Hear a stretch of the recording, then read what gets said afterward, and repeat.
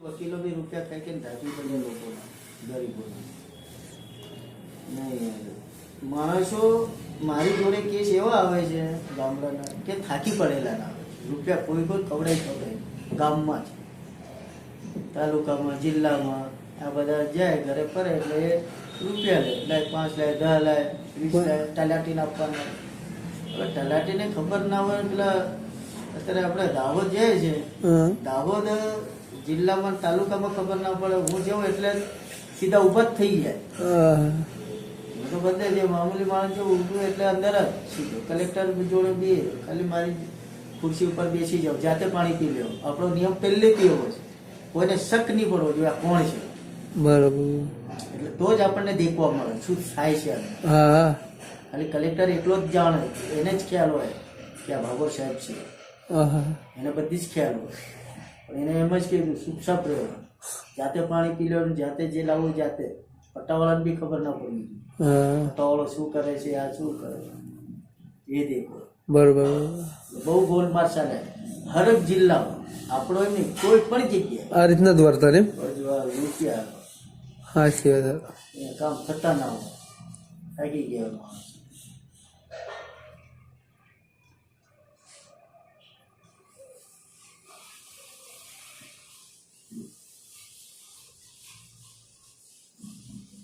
અને આપણા જીઈબીની અંદર કોઈએ એપ્રેન્ટિસ કરેલું છે ઇલેક્ટ્રિશિયનનું, વાયરમેનનું.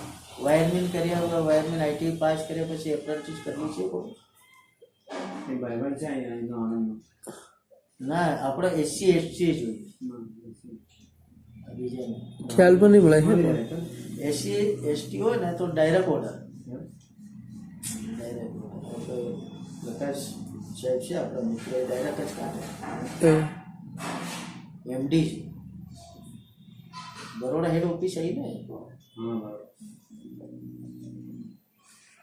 એવું તો વાત કરી ના. જમીનના કેસ લઈ લેવો હોય તો લઈ લેવાના, પછી સમય ન મળે. વારંવાર ગયેલો સમય રિટર્ન ના આવે. એ ખાલી અહીંયા હું બેઠો એ યાદ આવશે પછી 1-2 વાર 5 વાર પછી કે બાબુરભાઈ અહીંયા આવ્યા હતા ને બેઠા હતા અમારી જોડે. બરોબર છે.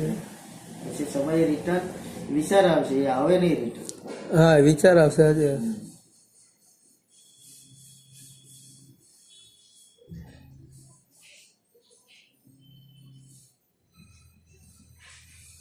ઘરે ક્યારે પહેલી તારીખે જવાનું? પછી 1 તારીખ પછી જવાનું છે. લગ્ન તો લગ્ન મને લગ્ન પસંદ નથી, લગ્નમાં નહીં જતું.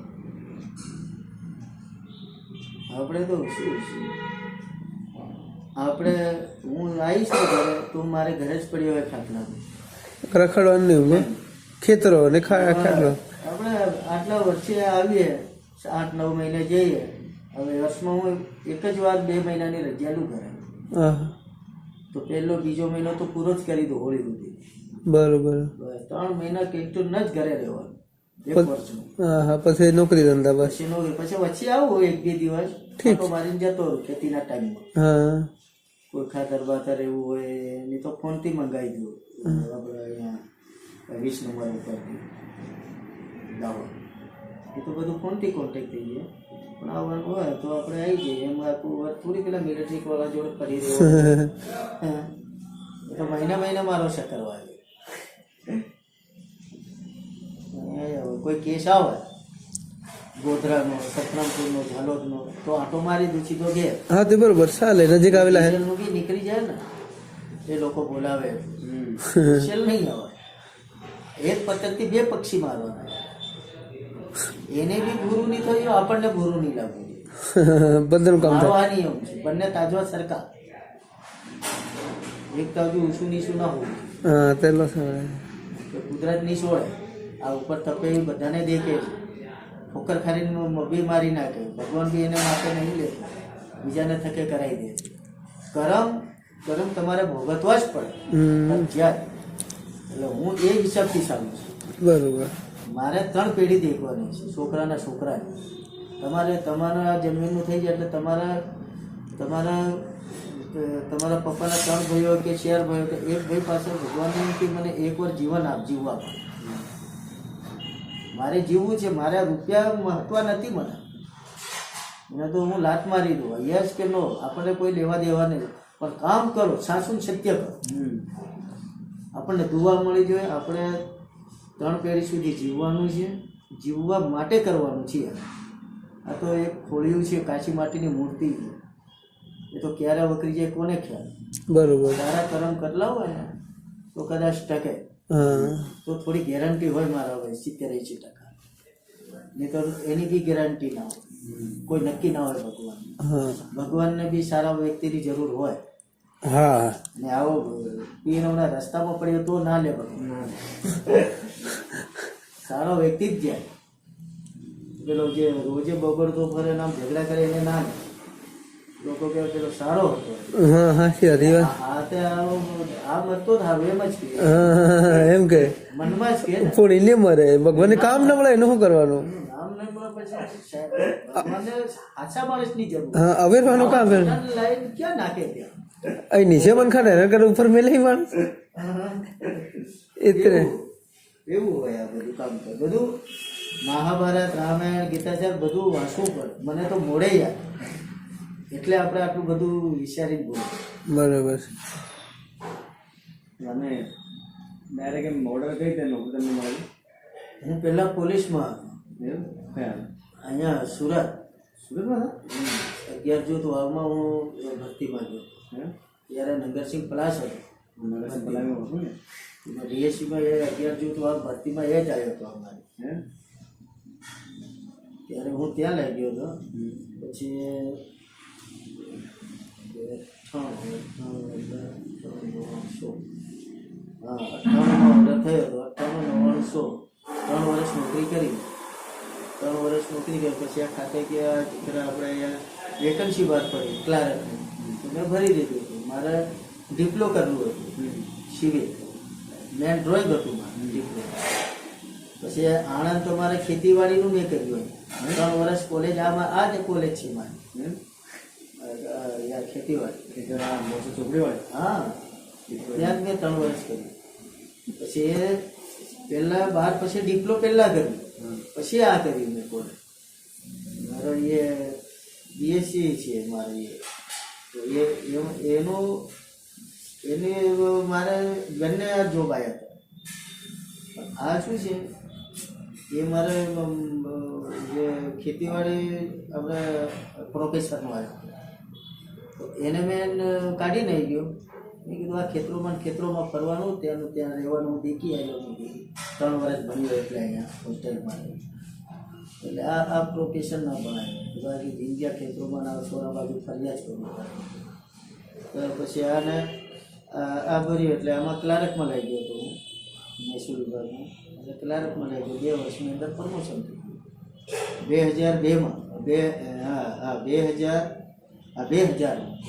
2000માં મારો ઓર્ડર આવ્યો એન્ડમાં.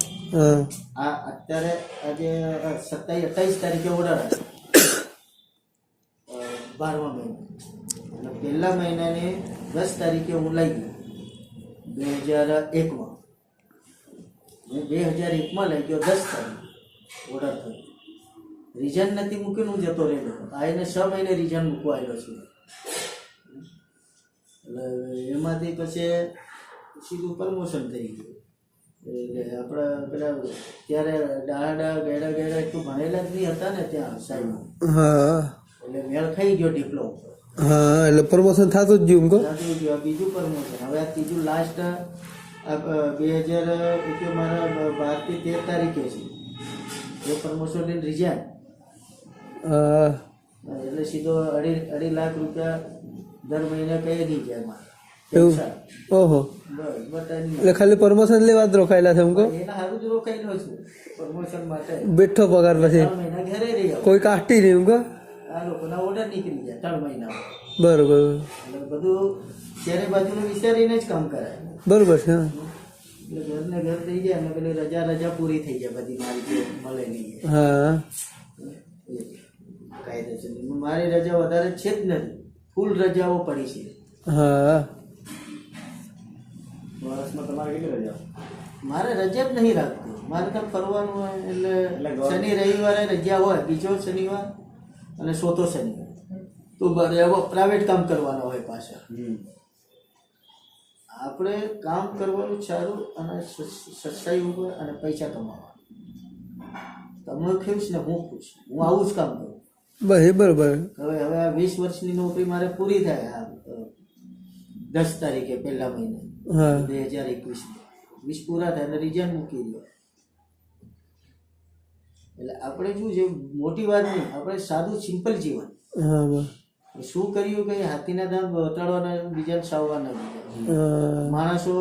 ગાંધીનગર બધા ઓફિસરો પણ છે, ભલે 5 ગાડીઓ ઘરે છે તો ટેન્ડર ભરીને આપી દેતી સાહેબોને સચિવાલય. 40,000 એક ગાડી ના આવે. હું હેડતો જાઉં સેક્ટર 100 માંથી હેડતો જ નોકરી. એટલે બધા કે બહુ કંજૂસી તમારા છે ડ્રાઈવરો. એટલે બતાવીને કામ શું, હા મોટું થઈને કશું કામ નહીં. ખાલી સાંજે 2 રોટલી ખાઈ શાંતિથી ખાલી 10-15 મિનિટ સમાચાર દેખું ઊંઘ આવી જાય. આપણે ટેન્શન શું કામ લ્યો, ને મોટું થવા જવાનું નહીં કોઈ જોડે. બસ એટલે ટેન્શન હું. ટેન્શન શું કામ હોય, કોઈના કાઢલા હોય આપેલા હોય તો ટેન્શન હોય ને. હા આપણે કામ કરી લઈએ, બસ કામ કરી લે. આવી ગયો ઓર્ડર આવી તું પેમેન્ટ, મારું પેમેન્ટ બધું સુરત જ જાય બરોબર. આંગળીયામાં. બસ હા બીજું અહીંયા કઈ ગાંધીનગર ને કોઈ જગ્યાએ બસ આઉટ જગ્યા જમીનોમાં એ બધી જમીનોમાં કમાણી છે, પણ એ કમાતા આવડવું જોઈએ. આવડવું જોઈએ અને કામ થવું જોઈએ લોકો. કામ થવું જોઈએ, કમાતા આવડવું જોઈએ, પણ કામ બી 100% થવું જોઈએ. પછી કોઈની હાઈ બી નહીં લેવાય, એ બી ધ્યાન રાખવું પડે. હાઈવે તમે જો કમાઈને આપશો ને, જો ઓર્ડર કરીને આપે ને, માણસને ઘર ના હોય ને તો જમીન બી ગીરવે મૂકીને તમને પેમેન્ટ આપે છે. મને બહુ માણસો એ આપ્યું છે. હાલે હાલે હાલે. ઘર ખાલી ઝૂંપડી હોય ખેતરોમાં. હમણાં અહીંયા લીંગડા છે, આમ મેં કર્યા ને કે અમુક ખેતરોમાં ઝૂંપડી છે તો મેં કામ કરેલે તો 1 વીઘું ગીરવે મૂકીને આપી દે. કામ થાય તો હાલે તે લોકો. જમીનમાં તો આપી દેલા કોઈ બી. જમીનના કામ તો પૈસા જમીનનું કામ કરવું જ મુશ્કેલ છે મને. કોઈ કરે આપણા માણસ તો સારું કહેવાય. અને આપણા માણસ કરે, એસટી ને એસટી માણસ કરે, બીજો કોઈ નહીં કરેલા. બીજા ઠગી જાય એ દુઃખ છે એમ, બીજું કંઈ. 10 વાર પગે પડાવે તો ના કરે. હા તો આપણે હમણાં તલાટી એને બધાને તો કલેક્ટર આપણો સારો છે હમણાં, એસટી એટલે આપણું કામ બી થઈ જવું એવું. એસટી છે ને એસટી માટે, અને એ સારું કર્યું છે. આપણું ઘણા બધા લોકોએ કે જિલ્લા પ્રમાણે જે એસટી